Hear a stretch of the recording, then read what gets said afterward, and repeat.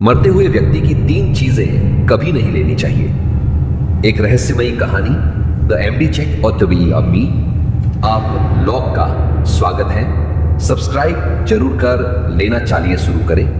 गंगा के किनारे बसा एक छोटा सा गांव शिवपुर अपनी रहस्यमयी घटनाओं के लिए प्रसिद्ध था। वहां के लोग मानते थे कि यदि किसी मरते हुए व्यक्ति की 3 विशेष चीजें ली जाए तो लेने वाले पर बड़ा संकट आ सकता है।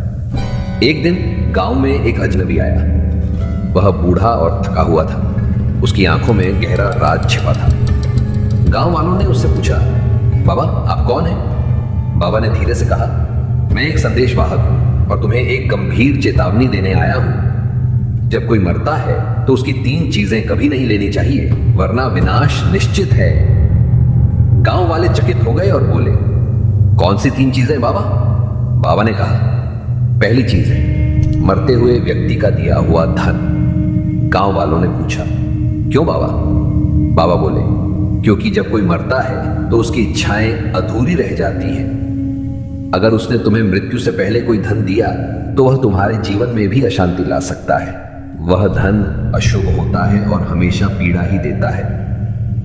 गांव का व्यापारी गोपाल यह सुनकर डर गया, क्योंकि उसने हाल ही में एक मरते हुए व्यक्ति से कुछ सिक्के लिए थे। अगले ही दिन उसका पूरा धन चोरी हो गया। गांव वालों ने देखा कि बाबा की बात सच थी।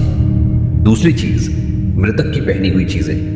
बाबा ने फिर कहा, दूसरी चीज है मृतक की पहनी हुई चीजें, जैसे कपड़े, अंगूठी या जूते।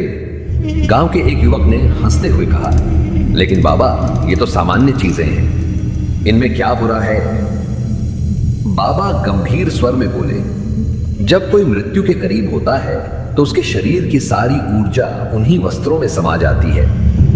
अगर वह व्यक्ति पीड़ा में मरा हो तो उसकी नकारात्मक ऊर्जा इन चीजों में बस जाती है। जो इन्हें धारण करता है उसका जीवन भी उसी पीड़ा से भर जाता है। गांव के रामलाल ने हाल ही में अपने दिवंगत दादा की पुरानी अंगूठी पहनी। उसके बाद उसके जीवन में लगातार कठिनाइयां आने लगी। फसल बर्बाद हो गई, घर में कलह बढ़ गई। तीसरी चीज, मृतक का बिस्तर। बाबा ने फिर कहा, तीसरी चीज है मृतक का बिस्तर। कभी किसी मृत व्यक्ति का बिस्तर मत लो। गांव के वृद्ध मुखिया ने पूछा, ऐसा क्यों बाबा? बाबा ने धीरे से उत्तर दिया, बिस्तर वह स्थान होता है जहां मृत्यु ने अपनी छाया डाली होती है। मृत व्यक्ति का बिस्तर उसकी अंतिम सांसों और पीड़ाओं को संजो कर रखता है। यदि कोई और उस बिस्तर पर सोए तो वह भी धीरे धीरे बीमार पड़ सकता है। यह बिस्तर शोक और मृत्यु का प्रतीक बन जाता है। गांव की वृद्धा कमला देवी ने कुछ दिन पहले अपने मृत बेटे का बिस्तर अपने छोटे बेटे को दे दिया था। कुछ ही हफ्तों में उसका बेटा गंभीर रूप से बीमार पड़ गया। गांव के लोग अब डर और सम्मान से बाबा की बातों को सुन रहे थे। वे समझ गए कि मृत्यु से जुड़ी चीजों को सावधानी पूर्वक त्याग देना ही श्रेयस्कर होता है। बाबा ने जाते जाते कहा, याद रखना, मृत्यु एक रहस्य है, लेकिन अगर तुम इस रहस्य का सम्मान करोगे तो जीवन में शांति बनी रहेगी। इतना कहकर बाबा धीरे धीरे गंगा के घाट की ओर बढ़ गए और फिर कभी गांव में नहीं दिखे। लेकिन उनकी चेतावनी हमेशा के लिए गांव वालों के दिलों में बस गई।